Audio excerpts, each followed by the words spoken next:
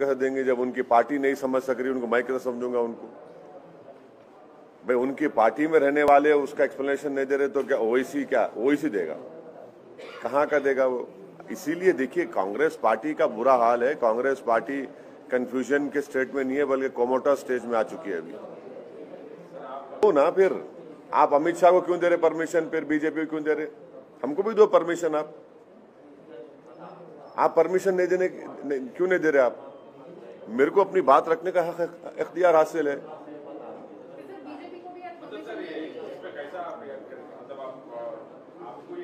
नहीं, एक बात सुनिए, अगर मैं अपनी बात नहीं रख सकता हूँ डेमोक्रेसी में, मेरे को इख्तियार हासिल है, मैं अपोज करूंगा, सबको अपोज करूंगा। मैं टीएमसी को करूंगा, बीजेपी को करूंगा, सीपीएम को करूंगा, कांग्रेस को करूंगा। I will definitely go, but the question that has been asked to me is about the not giving of permission to MIM party to hold a public meeting in Mitya Burj. ये जब गोधरा हो रहा था, ममता बनर्जी कहाँ बैठे थे? जब गुजरात में फसाद हुआ, ममता बनर्जी कहाँ बैठे थे? 18 सीट लोकसभा बीजेपी जीती, मैं लड़ा भी नहीं, मैं जिम्मेदार हूं। देखिए लार्जर क्वेश्चन क्या है कि आपको कैसा राइट है, आप रोक कैसा सकते हैं मेरे को? आप वहां पे 144 भी नहीं है, वहां पे कोई गड़बड़ नहीं है, वहां पे सब पार्टीज के रैलीज हो रहे, लेफ्ट की रैलीज हो रही, कांग्रेस के हो रहे, बीजेपी का हो रहा, टीएमसी का हो रहा। मेरा क्यों नहीं हो सकता भाई, मेरी पार्टी का?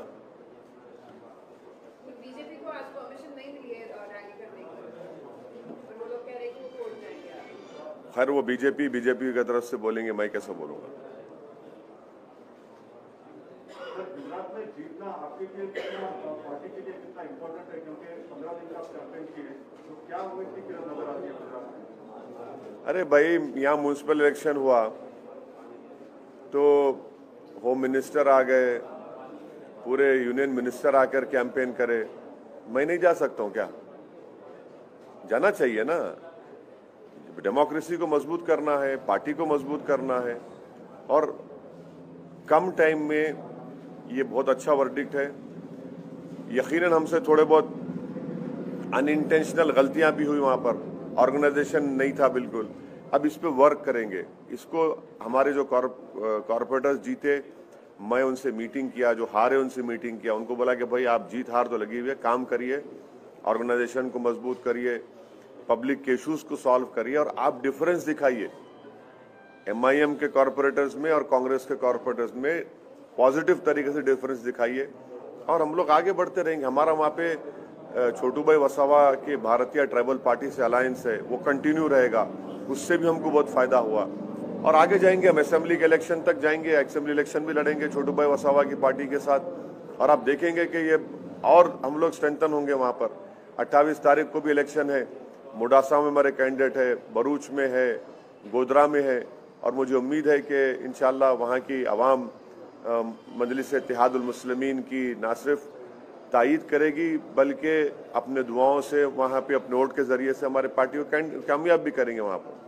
कांग्रेस का जो वोट बैंक था, तो आप समझते हैं कि वो जो है कमाई लेने में कामयाब हुई गुजरात में? देखिए वहाँ पर एक बहुत बड़ा पॉलिटिकल वैक्यूम है, और मुझे यकीन है कि एमआईएम और छोटू भाई वसावा साहब की बीटीपी पार्टी की उनकी लीडरशिप में हम उस वैक्यूम को फिल करने की कोशिश करेंगे। ये एक बहुत बड़ा चैलेंज भी है, मगर हमारा प्राइमरी पॉलिटिकल ऑब्जेक्टिव भी है कि उस पॉलिटिकल वैक्यूम को हम फिल करेंगे और आगे बढ़ेंगे। राहुल गांधी ने पिछले दिनों एक स्टेटमेंट दिया था, नॉर्थ साइड जो है कि साउथ के लोग ज्यादा पॉलिटिकली जो है एक्टिव है नॉर्थ का, स्टेटमेंट को आप कैसे देखते हैं? नहीं, अमेठी हार गए सो गम है, शायद उनको तकलीफ है, पेट में दर्द अभी भी है कि खानदानी विरासत में जो चीज मिली वो उनके हाथ से निकल गई, तो शायद वो बेचारे दिल की बात जबान पे आ ही गई। अगर वो जीत जाते तो शायद ये बात नहीं करते। अब हमको आप बोलते कि हम डिवाइसिव हैं, हम लड़ाते भाषण के जरिए से, अब आप लोग तो पूरे खामोश बैठे हैं। ये जनियाधारों की कॉन्स्पिरेसी है कि उनमें से कोई बोले तो सब खामोश, और हम बोले तो आसमान सर पे उठा लेते आप। ये तो ठीक नहीं है साहब। जाएंगे मैडम, बंगाल बराबर जाएंगे, वहां पर लड़ेंगे, मुकाबला करेंगे। ऑलरेडी हमारी टीम वहां पर काम कर रही है और अच्छी तरीके से ग्राउंड पर काम कर रही है। और देखिए आगे हम बढ़ते हैं, कैंडिडेट्स की जो कॉन्स्टिट्यूंसीज भी आइडेंटिफाई करें, वो एक लिस्ट हम हमारे नौशाद साहब और पीरजादा अब्बास साहब को भी हमारे पार्टी के लोग दिए हैं, वो कॉन्स्टिट्यूंसीज की लिस्ट उनको दिए हैं। आगे देखिए क्या होता है। महाराष्ट्र में इसी कर रहे थे गलती कांग्रेस पार्टी। इसी सवाल में पूछना है सर, क्या कोई लीगल बात अपनाएंगे कुछ इस तरह से आपको अगर रोका जा रहा है तो आप कौन सा रास्ता? नहीं, देखिए हम तो जहां एप्लीकेशन दे रहे वहां के पुलिस के ऑफिशियल से हम अर्नेस्ट रिक्वेस्ट कर रहे हैं कि आप प्लीज हमको मौका दीजिए, क्योंकि जब कोड ऑफ कंडक्ट आ जाएगा, आपका ये हमारा एप्लीकेशन एक्सेप्ट नहीं करना और एक्सेप्ट करके परमिशन नहीं देना without any valid legal reason, we will definitely, you are compelling us to make an application to Election Commission of India that such and such police officer being at that post, if he is there during election, the elections will not be free and fair, and that will be, we don't want that to happen. We want the local police administration to give us permission, because if you are not giving us permission, how can the election be free and fair? That is for the election commission to look into.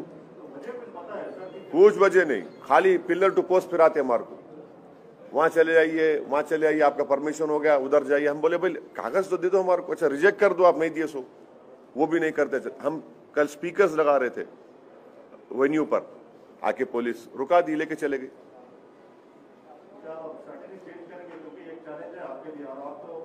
देखिए प्रसाद साहब, जीत हार तो election में लगी भी है।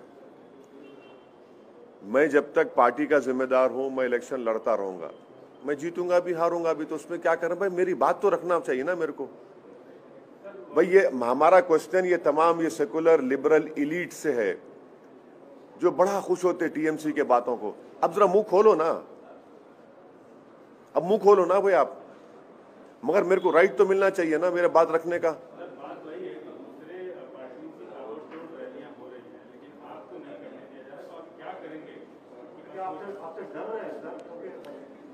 अरे भाई डर रहे हैं या नहीं डर रहे हैं, सवाल वो नहीं है। सवाल ये है कि क्या ये डेमोक्रेसी के लिए अच्छा है? क्या हमेशा कोई पावर में रहने वाला है क्या? महाराष्ट्र में ऐसे ही कांग्रेस करती थी मेरे को, यूपी में भी अखिलेश यादव ऐसा ही करते थे मेरे को। आज कहां है महाराष्ट्र में कांग्रेस? नंबर 1 की पार्टी नंबर 3 हो गई। नंबर 1 की पार्टी थी महाराष्ट्र में, नंबर 3 हो गई आज। अखिलेश यादव ऐसे ही करते थे। हम जब 1 महीना पहले आजमगढ़ गया मैं, तो उसी टाइम पे मैं और अखिलेश यादव एक ही वक्त पे लैंड किए। तो ये ठीक नहीं है ना। देखिए what goes around comes around, power is not eternal. कोई ये नहीं बोल सकता कि मैं 100 साल तक प्रधानमंत्री रहूंगा या मुख्यमंत्री रहूंगा। सबको जाना है इस दिन। जनता है, जनता बादशाह है। बड़े बड़ों को मट्ठी चका दी जनता, इंदिरा गांधी को निकाल दी, राजीव गांधी को निकाल दी। ये जनता बड़े बड़े अटल बिहारी वाजपेयी को हरा दी। तो ये समझना चाहिए, ये डेमोक्रेसी में अगर ये लग रहा है कि कोई अपने स्टेट के पावर से या अपने एग्जीक्यूटिव पावर से सबको नहीं दबा सकते आप, नहीं दबा सकते आप। ये कहीं ना कहीं गिरेंगे वो लोग। ऑर्गेनाइजेशन स्ट्रेंथ, पब्लिक में रैपो, पब्लिक में पॉपुलैरिटी।